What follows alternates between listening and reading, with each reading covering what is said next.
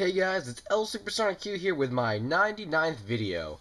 So for my 99th video, I thought that was, 1 from 100, so why not do something semi-special for that? So I was thinking about doing this for a long time, and I'm kind of glad that I actually didn't get around to it, and that I could save it for this type of thing.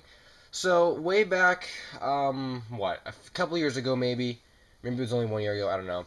But anyway, a while ago, I started the In-Depth series, and I think to date that's probably my most successful series because just the number of episodes. So this is episode 15, so I figure that's a nice round number of 5. And on top of that, the first set that I reviewed was the Sonic the Fighter set, and that set still holds true as to one of my favorite clay sets, as well as a bunch of clay figures that I've ever sculpted. Not only because of the whole sentimental value of them, but because they were sculpted like at the height of my video game clay figure models era. Because I finished the entire set in like one summer, and you guys know how now I'm just dragging out sets like Sonic R and Sonic Drift and stuff. So anyway, because of all that stuff, I thought that I would review these guys, give them the glory they deserve again, and just get a little bit more in depth into the Sonic the Fighter set. So I'll probably be repeating myself a little bit in terms of these models, but I'll still talk about them and stuff. Nonetheless, I will show these in the order in which I sculpted them in, the first one being Eggman, ironically, of all characters. So this Eggman, aside from him being he's looking okay. I think he could be a little bit fatter. The Japanese Eggman is a little bit fatter anyway. But aside from that, this guy originally wasn't a Sonic the Fighter model. There was just one night where I was kind of just sat down and sculpt, I was getting ready to sculpt, and you guys know how back then I really didn't use any artwork. I kind of just sculpted on the fly. So this was an Eggman I sculpted, and it happened to be around the time when I was getting really into Sonic the Fighters, discovering there were plushes and stuff. So I'm like, hey, this Eggman, I guess, looks like the Sonic the Fighter Eggman. So, I think he'll be part of a Sonic the Fighter set. And then after that, right after I sculpted Eggman, I had sculpted an SPO. And then, obviously, this SPO doesn't look entirely like the Sonic the Fighter one. Again, no artwork was used, and these scales were added on at a later time.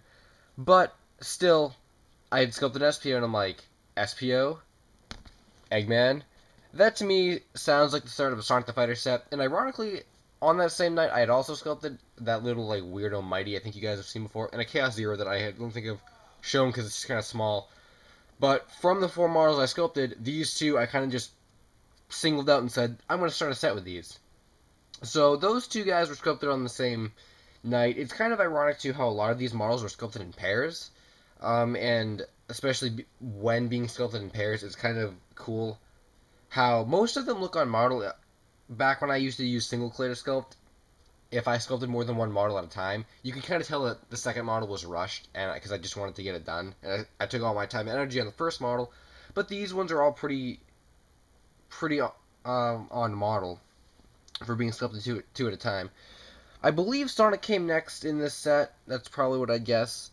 So here's Sonic, still with his removable head that I have yet to glue. I probably won't glue either. And he did fall over in the oven, as I think we've gone over before, because he's kind of lopsided a bit. He's hunched over. But he's got his thumb up position. And I kind of tried to squish him down and make him a little bit chibi with a little bit bigger eyes, like Sonic the Fighter style.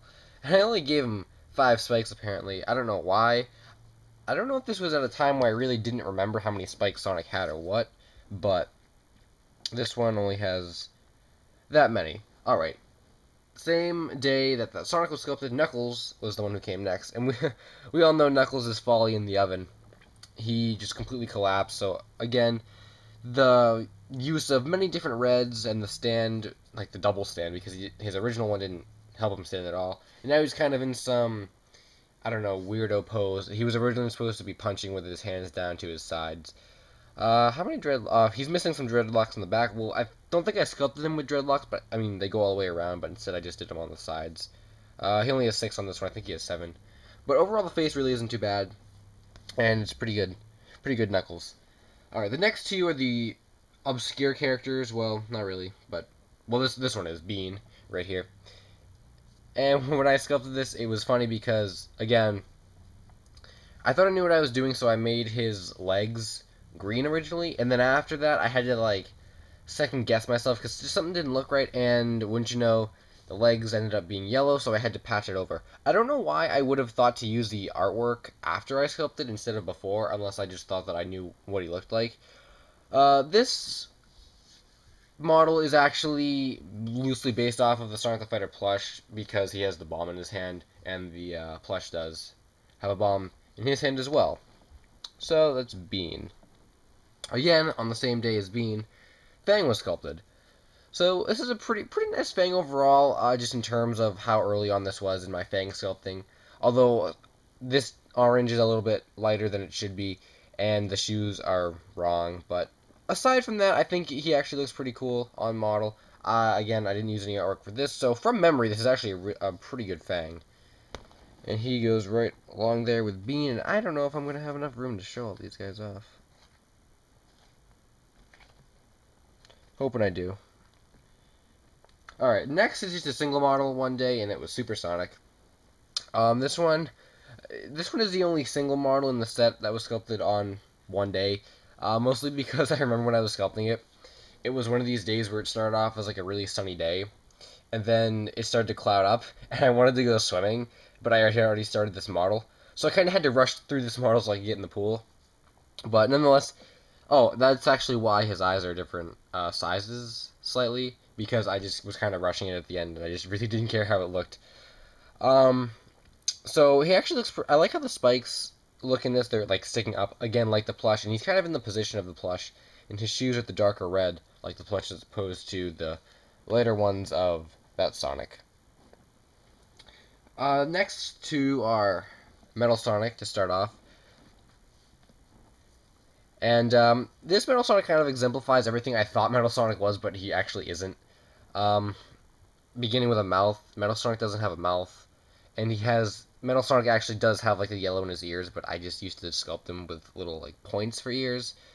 And he had fallen over in the oven, that's why he's in a really weird position. But I'm giving myself props for the fact that I didn't have to resculpt these models. I could just fix them on, like, on the spot, so... That's always nice to do. Who's next? Tails, sculpted the same day as that Metal Sonic, and because of that, you can kind of tell that this one is a little bit less looking like Tails than the second models for all these characters. I do remember I did rush on him a bit. He's kind of bigger than everybody else in the set, if you like notice, you know. And his tails are a little bit too small for my liking, but that's how I made them. And his shoes are a little too big too. But other than that, his face isn't too bad. And I guess he does kind of look Sonic the Fighter-ish, kind of. So I have to put him over there. Last two, Bark. These next two are sculpted on the same day. So this is Bark. And again, I still complain that he doesn't have his little hair sticking out of the back of his head. Again, didn't use any artwork. Although I will reminisce about how I'm pretty sure I had drawn a picture of the plush. Yeah, instead of printing out a picture of the plush, I drew a picture of the plush and then went off with a picture. And the picture I drew and the plush from the angle it was at didn't have the things on the back, so. But how do I know I used plush artwork? Because I never would have gotten these shoes right if I didn't, because I got fangs wrong, and I got SPOs wrong, so. His face is actually pretty good. This is probably one of my favorite Barks to date. Not that I've made too many, but I've made some mini ones, and this one is probably one of the nicer ones, and his gloves are nice. And he's got his scarf going on there. So that's Bark. Gonna make sure you can see anybody. And then finally, to complete this set is Amy. Probably my least favorite character from the game. Probably one of my least favorite Sonic characters. If you guys notice, I really have not sculpted any Amy models outside of this one. And some earlier ones that went to my Sonic Heroes set. So this one was based off of the plush as well. That's why she has her hammer. I originally tried to make her, like, holding her hammer so it was, like in action. But this day, I really didn't want to try and do that because I thought making her stand was going to be hard enough doing that, or without doing that. So I originally put it behind her back, but then I'm like, nah, that's too much like the plush. I gotta put it in front. So that's why her hammer's in front. And she does have all 6 spikes, ironically, which Sonic doesn't. And overall, the colors are pretty nice on this one.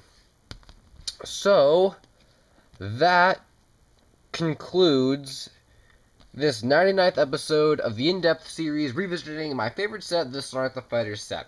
I have thought about potentially resculpting the set, just because I think it would be cool to do a then and now type thing, but just for the whole legacy of this set and the amount of time it would take, I don't think I'm going to bother. I would like to add some more characters, though. I might just, I don't think I would particularly add them to this set, but I just do like a, I don't know, like a mini spin-off set that has like, I don't know, Rocket Metal, maybe Honey or something. Some of those characters might have been nice to add into this set. But on top of that, all the bases are different colored. I just thought that was kind of cool. That was happened completely by accident. So, thanks for watching, guys. This, again, 99th video of the in-depth, or 99th video of LSuperSonicQ, the episode 15 of the in-depth series. By the way, I will say this. I thought this would be a really great way to not end the in-depth series.